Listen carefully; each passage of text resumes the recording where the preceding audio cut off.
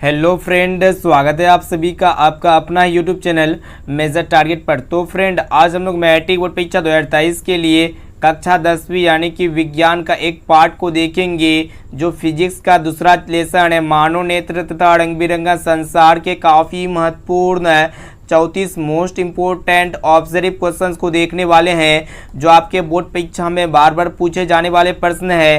अगर आप चाहते हैं कि मानव नेत्र तथा रंग बिरंगा संसार से एक भी क्वेश्चंस आपके बोर्ड परीक्षा में ना छूटे तो इस वीडियो को संपूर्ण शुरू से लेकर आखिरी तक एक एक क्वेश्चंस को अच्छी तरह से याद करते हुए जाना है। तो फ्रेंड, फटाफट से वीडियो को लाइक कर दीजिएगा। चैनल पर नए हैं ना तो प्लीज़ दोस्तों चैनल को सब्सक्राइब करके बेल आइकन को प्रेस करके ऑल पर जरूर सेलेक्ट कर लीजिएगा।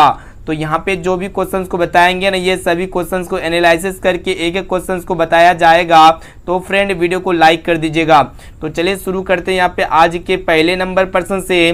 तो आइए फ्रेंड, देखते हैं यहाँ पे आज का फर्स्ट प्रश्न है जो कि काफ़ी महत्वपूर्ण है। देखिएगा, प्रश्न एक रहा है कि मानव नेत्र के किस भाग पर किसी वस्तु का प्रतिबिंब बनता है। तो दोस्तों ऑप्शन ए में आपका दिया कॉर्निया पर, या फिर बड़ी तारिका पर, या फिर पुतली पर, और ऑप्शन डी में आपका दिया हुआ रेटिना या फिर दृष्टि पटल पर। तो दोस्तों मानव नेत्र के जिस भाग पर किसी भी वस्तु का प्रतिबिंब बनता है तो उसे हम लोग रेटिना या फिर दृष्टि पटल कहते हैं, जो कि यहाँ पे डी वाला ऑप्शन जो है ना बिल्कुल ही सही उत्तर हो जाएगा। और दोस्तों ये प्रश्न जो है ना आपके बोर्ड परीक्षा के लिए काफ़ी ही महत्वपूर्ण है, इसे आप लोग अच्छी तरह से याद कर लीजिएगा। अब आइए फ्रेंड, देखते हैं यहाँ पे 2 नंबर प्रश्न है। तो दोस्तों प्रश्न देखिएगा क्या करा है कि नेत्र में किसी वस्तु का बना प्रतिबिंब होता है। तो दोस्तों ऑप्शन ए में आपका दिया हुआ है काल्पनिक सीधा तथा उल्टा, और ऑप्शन बी है काल्पनिक उल्टा तथा बड़ा, और ऑप्शन सी में आपका दिया हुआ है वास्तविक उल्टा तथा छोटा, और ऑप्शन डी में आपका दिया हुआ है वास्तविक उल्टा तथा बड़ा। तो दोस्तों नेत्र में किसी भी वस्तु का जो प्रतिबिंब बनता है ना, वास्तविक उल्टा तथा छोटा बनता है। यहाँ पे देखिएगा, जो नेत्र में किसी भी वस्तु का जो प्रतिबिंब बनता है ना, रेटिना पर बनता है। और रेटिना या दृष्टि पटल क्या होता है कि नेत्र गोलक की सबसे तीसरी और भीतरी दृष्टि पटल होती है। यह अत्यंत ही कोमल झिल्ली के समान होता है रेटिना। अब आइए दोस्तों देखते हैं यहाँ पे 3 नंबर प्रश्न है। तो फ्रेंड देखिए यहाँ पे तीसरा प्रश्न क्या कर रहा है कि जरा दूरदर्शिता से पीड़ित व्यक्ति का उपचार किस प्रकार के लेंस से किया जाता है। तो दोस्तों ऑप्शन ए में आपका दिया हुआ है अवतल लेंस, और ऑप्शन बी है बाइफोकल लेंस, या फिर अपसारी लेंस, और ऑप्शन डी में आपका दिया हुआ है अभिसारी लेंस। तो दोस्तों जरा दूरदर्शिता से पीड़ित व्यक्ति का जो उपचार किया जाता है ना, किससे किया जाता है, बाइफोकल लेंस या फिर द्विफोक्सित लेंस के द्वारा इसका उपचार किया जाता है। तो दोस्तों ये जो बाइफोकल या फिर द्विफोक्सित लेंस होता है ना, इसमें क्या होता है कि व्यक्ति को निकट दृष्टि दोष और दीर्घ दृष्टि दोष दोनों हो सकते हैं। ऐसा कंडीशन में व्यक्ति जो है ना बाइफोकल लेंस यानी कि बाइफोकल लेंस से बने चश्मे का उपयोग करता है। इसमें क्या होता है कि बाइफोकल लेंस में क्या होता है, ऊपरी भाग जो होता है ना अवतल लेंस का होता है और निचली भाग उत्तल लेंस का होता है। तो यहाँ पे जरा दूरदर्शिता से जो पीड़ित व्यक्ति होता है ना, इसे कौन सा लेंस का उपयोग किया जाता है, बाइफोकल लेंस। तो दोस्तों जरा दूरदर्शिता जो होता है ना, ये व्यक्ति को कब होने लगता है। तो दोस्तों आमतौर पर ये जो दोष होता है ना बुढ़ापे पे होता है, ठीक है, यानी कि जब सिलेरी मांसपेशी कमजोर हो जाती है और अधिकांश व्यक्ति का नेत्र का निकट बिंदु दूर हो जाता है तथा उनके विनेत्र लेंस की समंजन क्षमता घट जाती है, जिसके कारण व्यक्ति पास रखी वस्तुओं को स्पष्ट नहीं देख सकती है। ठीक है, तो इसे दूर करने के लिए बाइफोकल लेंस किसे बने चश्मे का उपयोग करता है व्यक्ति। अब आइए फ्रेंड देखते हैं यहाँ पे 5 नंबर प्रश्न जो कि मोस्ट इंपोर्टेंट प्रश्न। देखिएगा क्या कर रहा है कि तारों के टिमटिमाने की व्याख्या किस सिद्धांत पर आधारित है। तो दोस्तों ऑप्शन ए में आपका दिया हुआ है अपवर्तन के सिद्धांत या फिर प्रकीर्णन के सिद्धांत, और ऑप्शन सी है वर्ण विक्षेपण के सिद्धांत, और ऑप्शन डी में आपका दिया हुआ है इनमें से कोई नहीं। तो दोस्तों आप लोग को बता देते ये जो तारे टिमटिमाते हैं ना, प्रकाश के अपवर्तन के सिद्धांत पर यह आधारित होता है, यानी कि यहाँ पे हमारा ऑप्शन नंबर ए जो है ना बिल्कुल ही करेक्ट आंसर हो जाएगा। तो दोस्तों रात के समय जब हम लोग तारों को देखते हैं ना, तो तारे के वास्तविक स्थिति को नहीं देख पाते हैं, जबकि बदलती हुई स्थिति या फिर आभासी स्थिति को देख पाते हैं। वायुमंडल में विभिन्न परतों का अपवर्तनांक अलग अलग होता है, और ये जो अपवर्तनांक होता है ना प्रति क्षण बदलते रहता है, जिस कारण अपवर्तनांक के सिद्धांत के कारण जो है ना तारे टिमटिमाते हुए नजर आते हैं। और दोस्तों ये प्रश्न जो है ना 2022 के बोर्ड परीक्षा में पूछा जा चुका है, इसे आप लोग को याद रखिएगा।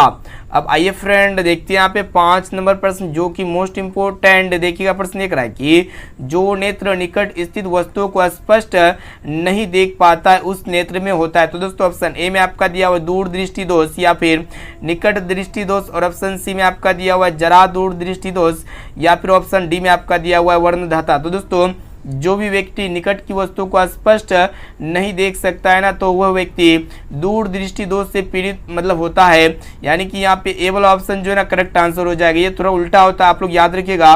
दूर दृष्टि दोष में क्या होता है कि व्यक्ति को दूर की वस्तु को स्पष्ट दिखता है, लेकिन निकट की वस्तु यानी कि पास रखी वस्तुओं को जो है ना स्पष्ट नहीं दिखता है। और दूर दृष्टि दोष से पीड़ित व्यक्ति का उपचार जो है ना उत्तल लेंस से बने चश्मे का उपयोग करना होता है।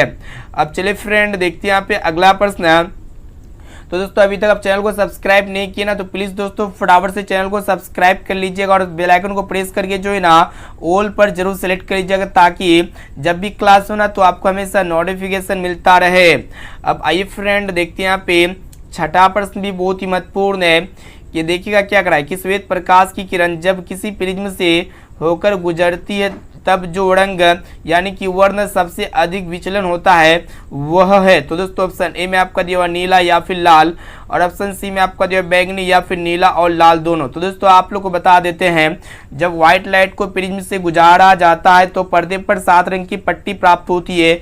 ये 7 रंग कुछ इस प्रकार होता है, violet, indigo, blue, green, yellow, orange, red होता है। ठीक है, तो सबसे ज़्यादा जो झुकने वाला जो कलर होता है ना, विचलन का अर्थ होता है सबसे अधिक जो है ना कौन सा रंग विचलन होता है। तो दोस्तों यहाँ पे हम लोग अगर देखते हैं तो जब श्वेत प्रकाश को प्रिज्म से गुजारते हैं तो ये पर्दे पर 7 रंग की पट्टी प्राप्त होती है। तो यहाँ पे जो सबसे ज़्यादा झुकने वाला जो रंग होता है ना, विचलन सबसे ज़्यादा किसका होता है, वायलेट का होता है, यानी कि बैगनी कलर का होता है, जो कि यहाँ पे सी वाला ऑप्शन जो है ना करेक्ट आंसर हो जाएगा।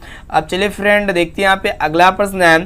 देखिएगा तो फ्रेंड देखिए यहाँ पे 7 नंबर प्रश्न क्या करा है कि अपने लेंस की फोकस दूरी को बदलकर दूर या निकट की वस्तु को साफ साफ देख सकने के आंख के गुण को क्या कहते हैं।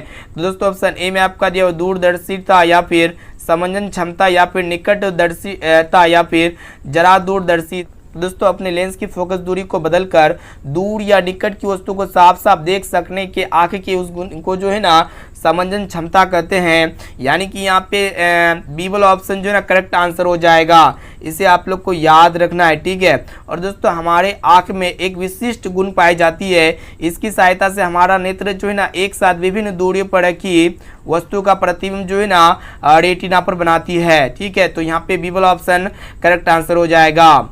अब आइए फ्रेंड देखते हैं यहाँ पे 8 नंबर प्रश्न को। देखिए क्या करा है कि नेत्र लेंस की फोकस दूरी अधिक हो जाने से कौन सा दृष्टि दोष होता है। तो दोस्तों ऑप्शन ए में आपका दिया हुआ निकट दृष्टि दोष या फिर दूर दृष्टि दोष या फिर जरा दूरदर्शिता या फिर इनमें से कोई नहीं। तो दोस्तों जब नेत्र लेंस की फोकस दूरी अधिक हो जाता है ना तो व्यक्ति को दूर दृष्टि दोष होता है, यानी कि यहाँ पे बी वाला ऑप्शन जो है ना करेक्ट आंसर हो जाएगा। दूर दृष्टि दोष में क्या होता है कि व्यक्ति को दूर की वस्तु को साफ साफ दिखता है लेकिन निकट की वस्तु को साफ साफ नहीं दिखता है। ठीक है, और इनके और भी कारण हो सकते हैं। ये जो दूर दृष्टि दोष होते हैं ना, इनके मुख्य 2 कारण है। पहला कारण ये है, जब नेत्र गोलक छोटा हो जाता है तो नेत्र लेंस और रेटिना के बीच की दूरी घट जाती है। और दोस्तों दूसरा कारण ये है, जब नेत्र लेंस पतला हो जाता है तो नेत्र लेंस की फोकस दूरी जो है ना बढ़ जाती है, यानी कि अधिक हो जाती है। आपका दूसरा कारण हो गया।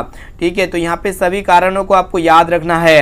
अब आइए दोस्तों देखते हैं यहाँ पे 9 नंबर प्रश्न। देखिएगा क्या करा है कि एक स्वस्थ मानव नेत्र के लिए निकट तथा दूर बिंदु क्रमशः होते हैं। तो दोस्तों ऑप्शन ए में आपका दिया 0 या 25 मीटर या फिर 0 एवं अनंत या फिर 25 सेंटीमीटर एवं 250 सेंटीमीटर, और ऑप्शन डी में आपका दिया हुआ 25 सेंटीमीटर एवं अनंत। तो दोस्तों एक स्वस्थ मानव नेत्र के लिए जो निकट बिंदु होता है ना 25 सेंटीमीटर होता है तथा यहाँ पे जो दूर बिंदु होता है ना अनंत होता है। इसे आप लोग को याद रखना है। तो दोस्तों यहाँ पे डी वाला ऑप्शन जो है ना करेक्ट आंसर हो जाएगा। अब आइए फ्रेंड देखते हैं यहाँ पे 10 नंबर प्रश्न है जो कि मोस्ट इंपोर्टेंट। देखिएगा प्रश्न एक रहा है कि नेत्र की समंजन क्षमता कम हो जाने से उत्पन्न होता है। तो दोस्तों ऑप्शन ए में आपका दिया हुआ निकट दृष्टि दोष या फिर दूर दृष्टि दोष या फिर जरा दृष्टि दोष, और ऑप्शन डी में आपका दिया वर्णधाता। तो दोस्तों जब व्यक्ति नेत्र की समझन क्षमता कम हो जाती है ना, तो व्यक्ति को जो है ना कौन सा दोष होता है, तो दोस्तों जरा दृष्टि दोष होता है, जो कि यहाँ पे सी वाला ऑप्शन जो है ना करेक्ट आंसर हो जाएगा। तो दोस्तों अभी तक आप चैनल को सब्सक्राइब नहीं किया ना, तो प्लीज़ दोस्तों चैनल को फटाफट से सब्सक्राइब कर लीजिएगा। साथ में बेल आइकन आएगा, बेल आइकन को प्रेस करके जो है ना ऑल पर जरूर सेलेक्ट कर लीजिएगा। और दोस्तों आप हमारे व्हाट्सएप ग्रुप में जुड़ना चाहते हैं ना, तो आप मेरा व्हाट्सएप नंबर ले सकते हैं 6206076569। तो दोस्तों इसमें आप जो है ना मैसेज कीजिए, आपको जो है ना व्हाट्सएप ग्रुप में ऐड कर दिया जाएगा, ठीक है।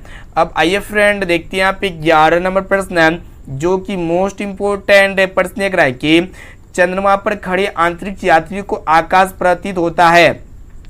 तो दोस्तों ऑप्शन ए में आपका दिया नीला, या फिर उजला, या फिर लाल, या फिर काला। तो दोस्तों चंद्रमा पर खड़े आंतरिक यात्री को जो आकाश प्रतीत होता है ना, काला प्रतीत होता है, यानी कि यहाँ पे डी वाला ऑप्शन जो है ना करेक्ट आंसर हो जाएगा।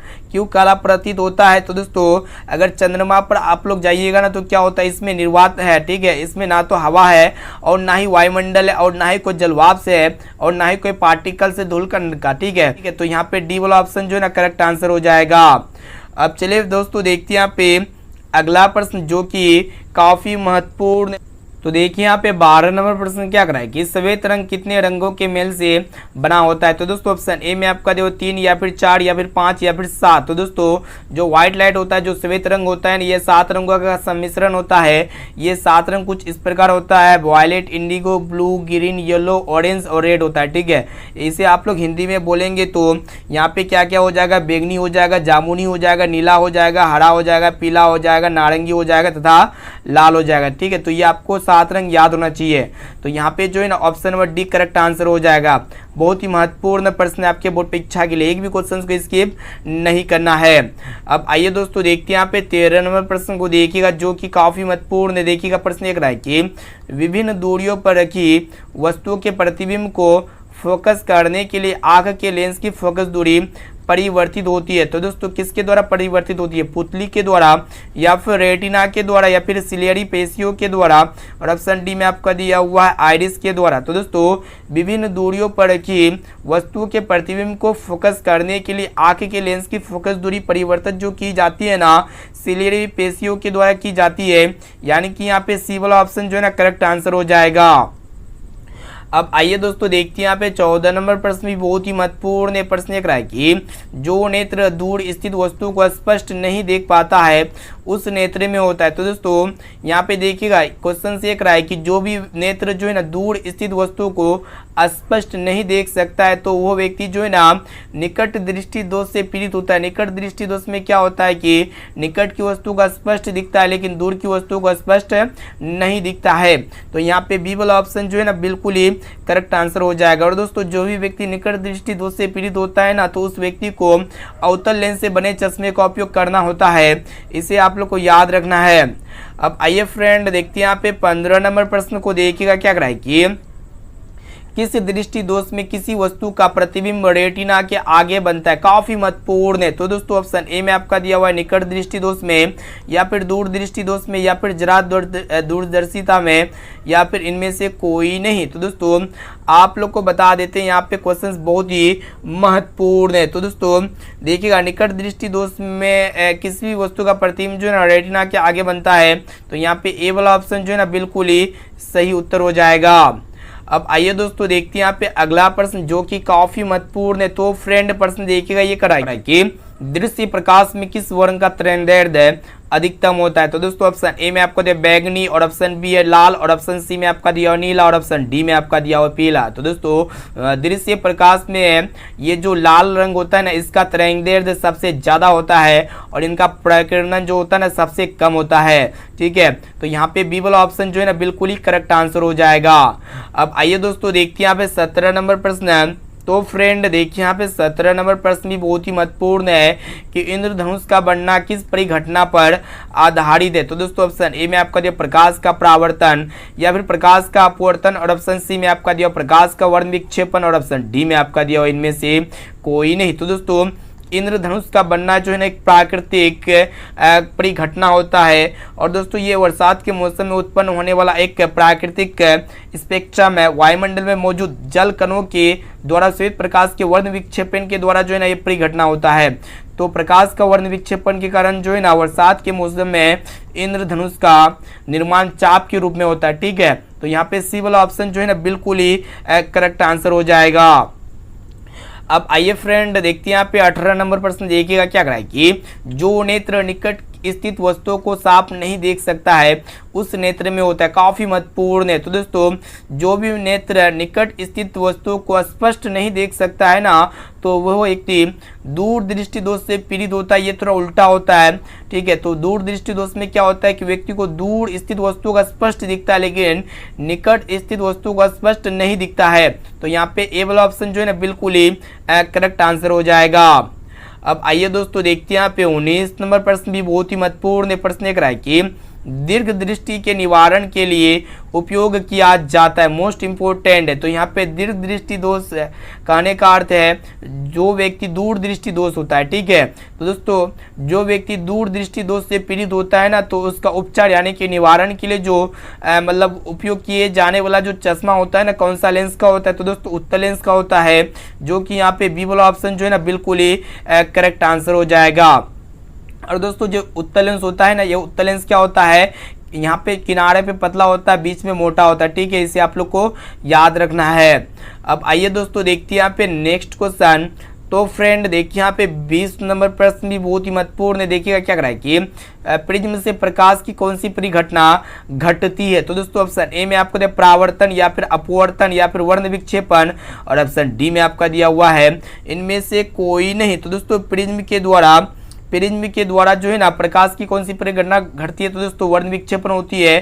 ठीक है, तो यहाँ पे सी वाला ऑप्शन जो है ना बिल्कुल ही करेक्ट आंसर हो जाएगा। ठीक है, इसे आप लोग को याद रखना। ये भी प्रश्न जो है ना बहुत ही महत्वपूर्ण है आपके बोर्ड परीक्षा के लिए, काफी बार पूछा जा चुका है। इसे आप लोग अच्छी तरह से याद कर लीजिएगा। और दोस्तों ये जो स्पेक्ट्रम होता है ना जिससे हम लोग वर्ण विक्षेपण कहते हैं, वर्ण विक्षेपण क्या होता है कि जब व्हाइट लाइट को प्रिज्म से गुजारा जाता है तो ये 7 रंगों में बढ़ जाती है। कितने रंग में बढ़ता है? 7 रंगों में बढ़ जाती है। इसी को हम लोग क्या कहते हैं? स्पेक्ट्रम कहते हैं। अब आइए दोस्तों देखते हैं यहाँ पे 21 नंबर प्रश्न को देखिएगा जो कि काफी महत्वपूर्ण है कि प्रकाश की किस रंग का तरंगदैर्ध्य सबसे कम होता है। तो दोस्तों इससे पहले हम बताएं कि किस रंग का तरंगदैर्ध्य सबसे ज्यादा होता है तो लाल रंग का तरंगदैर्ध्य सबसे ज्यादा होता है, लेकिन ये जो बैंगनी रंग होता है ना इनका तरंगदैर्ध्य सबसे कम होता है। और दोस्तों ये जो बैंगनी रंग का जो विचलन होता है ना सबसे ज्यादा होता है। तो यहाँ पे तरंगदैर्ध्य पूछा गया है तो सबसे कम किस रंग का होगा?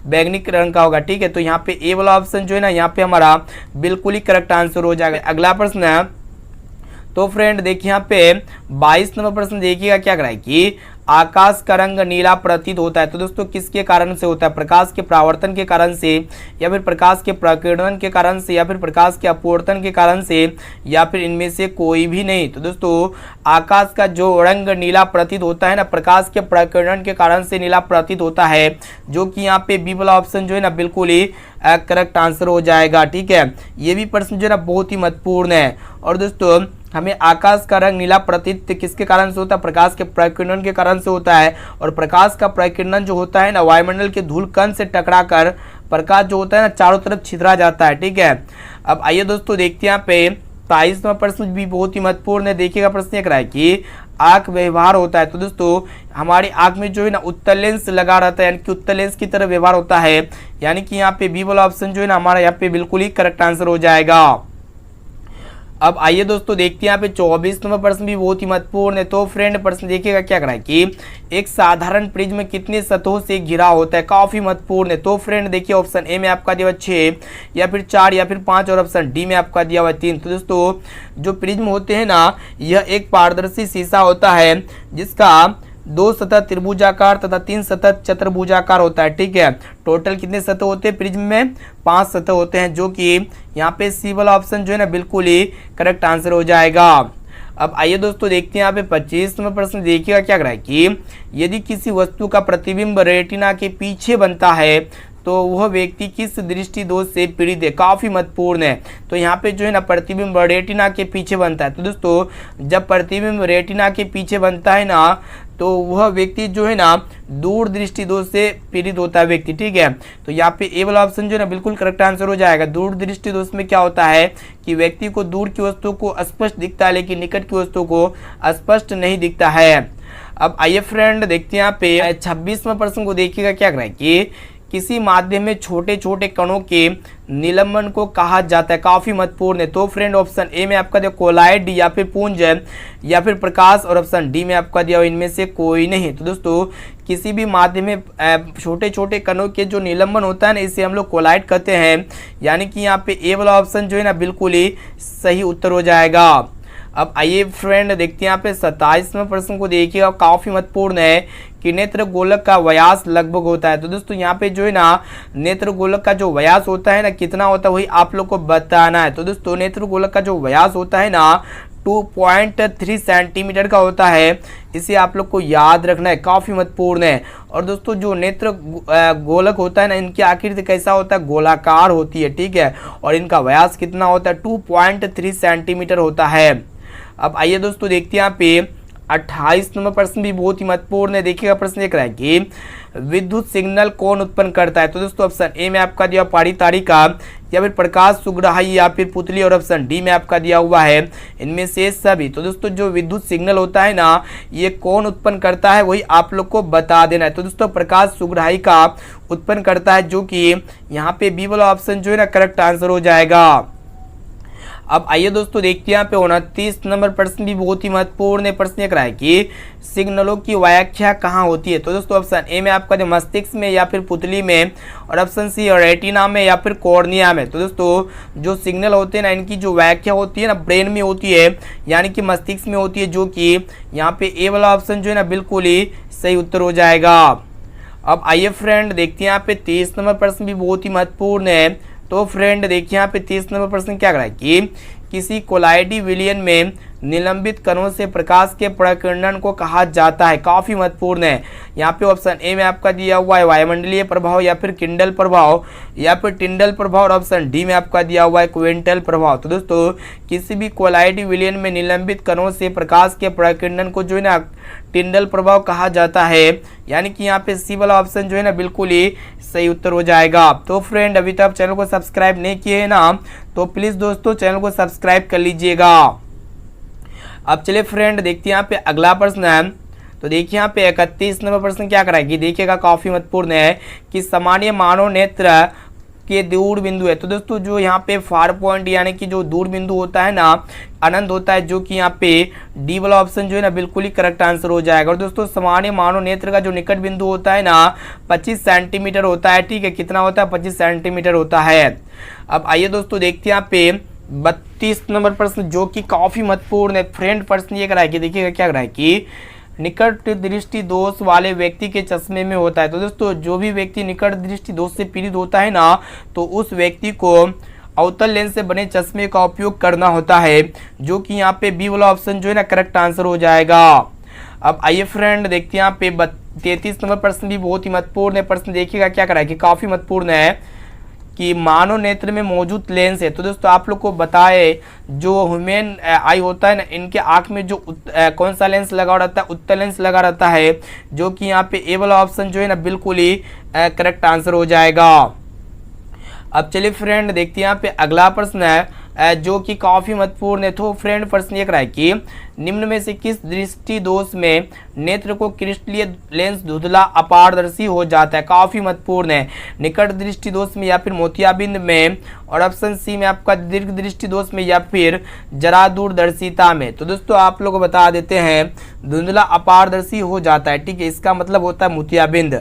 मोतियाबिंद के कारण क्या होता है नेत्र लेंस पारदर्शक ना होकर पारभाषक हो जाता है, ठीक है। और कोई भी ऑब्जेक्ट को जो है ना हमें कैसा दिखता है, धुंधला दिखता है, ठीक है, पारभाषक दिखता है, पारभासी टाइप का।